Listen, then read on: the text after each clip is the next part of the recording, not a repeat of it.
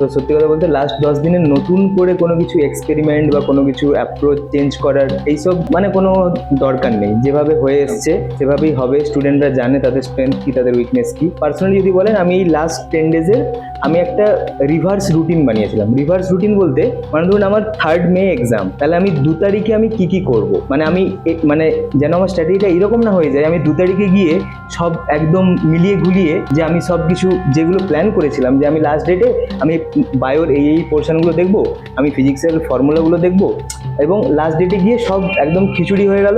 Last moment থেকে যেন আমার কনফিডেন্স ডাউন না হয়ে যায়, সেই জন্য আমি বিফোর হ্যান্ড কি করবো, আমি রিভার্স রুটিন বানাবো। মানে আমি 2 তারিখে কি পড়বো, আমি 1 তারিখে কি পড়বো, 31স্টে আমি কি পড়বো, মানে এইভাবে লাস্ট 7 ডেজে বা 8 ডেজে আমি কি পড়বো, এবং সেগুলোকে এক্সিকিউট করলে অ্যাকচুয়ালি কি হয় যে কনফিডেন্সটা বাড়ে। মানে আমি অনেকের ক্ষেত্রে দেখেছি বা আমার নিজের ক্ষেত্রে যে লাস্ট দিনে একবার যদি আমি কুইকলি গো থ্রু করে নিই জিনিসগুলোকে, তাহলে আমার কিন্তু কনফিডেন্স অনেক বুস্ট আপ হবে। তাতে কিন্তু আমার মেমোরিতে কোনো চেঞ্জেস আসছে না, আমার সব মনের মধ্যে আছে, কিন্তু স্টিল কনফিডেন্স লেভেলে কিন্তু একটু বুস্ট পাওয়া যায় যদি প্ল্যানিংটাকে ঠিক করে এক্সিকিউট করা যায়। এটা হচ্ছে ব্যাপার। কারেক্ট।